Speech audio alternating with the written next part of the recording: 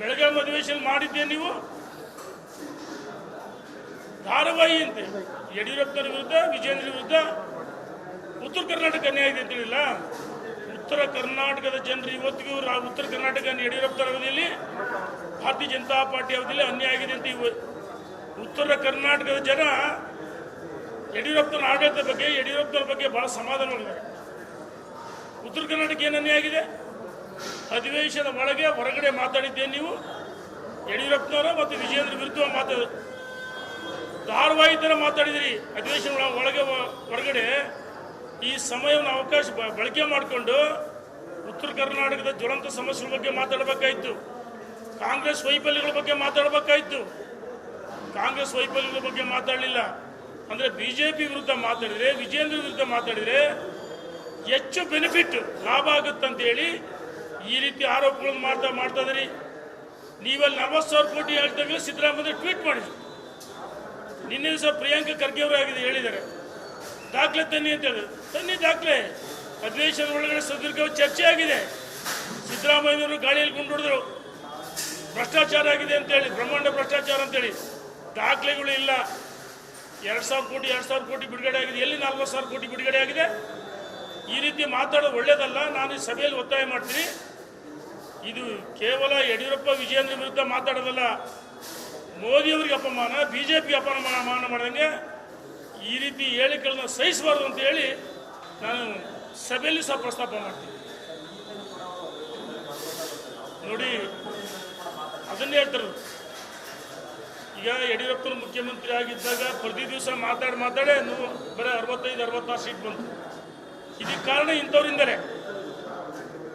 ಸುಮ್ಮನೆ ಏನು ಎಲುಬಿಲ್ಲದ ನಾಲಿಗೆ ಅಂತ ಹೇಳಿ ಏನು ಬೇಕಂತ ಮಾತಾಡೋದಲ್ಲ. ಈ ನಾಲಿಗೆಗೂ ಮಿದುಳಿಗೆ ಅವ್ರಿಗೆ ಲಿಂಕೇ ಇಲ್ಲ. ಆ ರೀತಿ ಅರೆ ಹುಚ್ಚಂತೆ ಮಾತಾಡ್ತಿದ್ದಾರೆ. ಇಂಥವ್ರನ್ನ ನಿಮಾನ್ಸ್ ಹಾಸ್ಪಿಟಲ್ ಸೇರಿಸೋದು ಭಾಳ ಉತ್ತಮ ಅನಿಸುತ್ತೆ. ಆಮೇಲೆ ಕೋವಿಡ್ನಲ್ಲಿ ನೋಡಿ, ಯಡಿಯೂರಪ್ಪನವ್ರು ಕೋವಿಡ್ ಬಂತು, ನಮಗೂ ಕೋವಿಡ್ ಬಂತು, 2 ಬಾರಿ ಬಂತು. ನಾವೆಲ್ಲಿ ಚಿಕಿತ್ಸೆ ಪಡೆದ್ವಿ? ಸರ್ಕಾರಿ ಆಸ್ಪತ್ರೆಯಲ್ಲಿ ಚಿಕಿತ್ಸೆ ಪಡೆದ್ವಿ. ಚಿಕಿತ್ಸೆ ಪಡೆದು ನಾವು ಮನೆಯಲ್ಲಿದ್ವಿ 15 ದಿವಸ 8 ದಿವಸ. ಆದರೆ ನೀವು ಹೋಗಿದ್ದು ಎಲ್ಲಿಗೆ? ಐಷಾರಾಮಿ ಆಸ್ಪತ್ರೆಗೆ ಹೋಗಿ ಮಲಗಿದ್ರಿ. 8 ಲಕ್ಷ ಯಡಿಯೂರಪ್ಪನ ಕೊಟ್ರ್ಯಾ? ಸರ್ಕಾರ ಕೊಟ್ರ್ಯಾ? ಅರೆ ನಿಮಗೆ ಐಷಾರಾಮಿ ಆಸ್ಪತ್ರೆ ಬೇಕಾಯ್ತು, ಅದಕ್ಕೆ ಹೋಗಿ ಮಲಗಿದ್ರಿ. ಈ ರೀತಿ ಗಾಳಿಯಲ್ಲಿ ಗುಂಡು ಹೊಡೆದು ಬಿಡಬೇಕು. ಕಾಂಗ್ರೆಸ್ ಸರ್ಕಾರ ಜೊತೆ ಕೈ ಜೋಡಿಸಿ. ಇವತ್ತು ನಿಮ್ಮ ಹೋರಾಟ, ನಮ್ಮ ಹೋರಾಟ, ಭಾರತೀಯ ಜನತಾ ಪಾರ್ಟಿ ಹೋರಾಟ ಕಾಂಗ್ರೆಸ್ ವಿರುದ್ಧ ಸಂಘರ್ಷ ಮಾಡಬೇಕು. ಕಾಂಗ್ರೆಸ್ ರಾಜ್ಯದಲ್ಲಿ ಸಂಪೂರ್ಣ ವಿಫಲವಾಗಿದೆ. ಬರಗಾಲದ ತತ್ತರಿಸಿದರೆ 223 ತಾಲೂಕು, 223 ತಾಲೂಕಿಗೆ ಹಣ ಬಿಡುಗಡೆ ಆಗಿಲ್ಲ. 2,000 ರೂಪಾಯಿ ಅಂದರು, 2 ರೂಪಾಯಿನೂ ಬಿಡುಗಡೆ ಮಾಡಿಲ್ಲ. ಇದೇ ನಮ್ಮ ಸರ್ಕಾರ ಯಡಿಯೂರಪ್ಪನವರು ಇದ್ದಾಗ 1 ಎಕರೆಗೆ 13,000 ರೂಪಾಯಿ ಬಿಡುಗಡೆ ಮಾಡಿದ್ರು. ಇವತ್ತು ಕಾಂಗ್ರೆಸ್ ಸರ್ಕಾರ ಹಣ ಬಿಡುಗಡೆ ಆಗಿಲ್ಲ. ಜಮೀರ್ ಅಹಮದ್ ಹೇಳಿಕೆಗಳು ಎಷ್ಟು ವಿಕೃತ ಹೇಳಿಕೆಗಳು. ಸಿದ್ದರಾಮಯ್ಯ 10,000 ಕೋಟಿ ಅಂತ ಹೇಳಿದ್ರು ಮೌಲ್ಯಗಳು ಸಮಾವೇಶದಲ್ಲಿ. ಇದನ್ನ ಟೀಕೆ ಮಾಡಿದ್ರೆ ಇದ್ರದ್ದು ಹೋರಾಟ ಮಾಡಬೇಕು.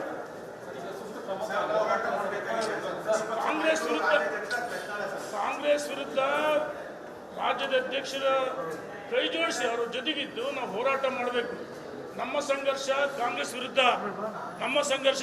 ವಿರುದ್ಧ ಹೋರಾಟವಿನ ಈ ರೀತಿ ದಿನಕ್ಕೊಂದು ಹೇಳಿಕೆ ಕೊಟ್ಟರೆ ಎಲ್ಲ ಒಂದು ಕಡೆ ಕಾಂಗ್ರೆಸ್ಸಿನ ಫಲಾನುಭವಿಗಳು, ಕಾಂಗ್ರೆಸ್ಸಿನ ಫಲಾನುಭವಿಯಾಗಿ ಕಾಂಗ್ರೆಸ್ ಏಜೆಂಟರ ಮಾತಾಡ್ತಿದ್ದಾರೆ.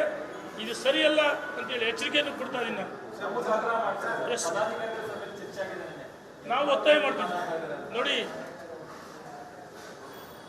ಇವತ್ತು ಯತ್ನಾಳ್ರವರು ಕಾಂಗ್ರೆಸ್ಸಿಂದ ಏನೇ ಲಾಭ ಮಾಡ್ಕೊಂಡ್ರೆ ನಮಗೆ ಗೊತ್ತಿದೆ. ನಾನು ಹೇಳ್ತೀನಿ, ಕೋವಿಡ್ನಲ್ಲಿ ಯಾವ್ಯಾವ ಅಂತ ಹೇಳಿದ್ರೆ ಈ ವರ್ಷದ ಅತ್ಯಂತ ಕಾಮಿಡಿ ಪೀಸ್ ಅಂದರೆ ಯತ್ನಾಳ್. ಈ ವರ್ಷ ದೊಡ್ಡ ಜೋಕ್ಸ್ 40,000 ಕೋಟಿಯಲ್ಲಿ ಬಿಡುಗಡೆ ಆಗಿದೆ. ಕೋವಿಡ್ ಬಿಡುಗಡೆ ಆಗಿದೆ. ಆಗಿದ್ದು 4,000 ಕೋಟಿ, ಮೊದಲನೆಯಲ್ಲಿ 2,000 ಕೋಟಿ, ಎರಡನೇಲಿ 2,000 ಕೋಟಿ. ಅಧಿವೇಶನ ಸುದೀರ್ಘ ಚರ್ಚೆ ಆಯಿತು. ಸಿದ್ದರಾಮಯ್ಯ ಪ್ರತಿಪಕ್ಷ ನಾಯಕರಿಗೆ ದಾಖಲೆ ಕೊಡೋಕ್ಕಾಗಿಲ್ಲ, ಭ್ರಷ್ಟಾಚಾರ ಇದೆ ಅಂತ ಹೇಳಿದ್ರು. ಎಲ್ಲಿದೆ ಭ್ರಷ್ಟಾಚಾರ? ಒಂದೊಂದು ಇಲಾಖೆಗೆ 500 ಕೋಟಿ ಬಿಡುಗಡೆ ಆಗಿದೆ. ನೀವು ಐಷಾರಾಮಿ ಹಾಸ್ಪಿಟ್ಲಿಗೆ ಯಾಕೆ ಹೋದ್ರಿ? ಹಂಗಾರೆ 8 ಲಕ್ಷ ರೂಪಾಯಿ ಯಾರಿಗೆ ಖರ್ಚು ಮಾಡಿರಿ? ಏನು ಸರ್ಕಾರ ಕೊಟ್ರೆ, ಯಡಿಯೂರಪ್ಪನವ್ರಿಗೆ ಕೊಟ್ರೆ? ಈ ರೀತಿ ಗಾಳಿಯಲ್ಲಿ ಗುಂಡು ಹೊಡೆದು ಬಿಡಬೇಕು.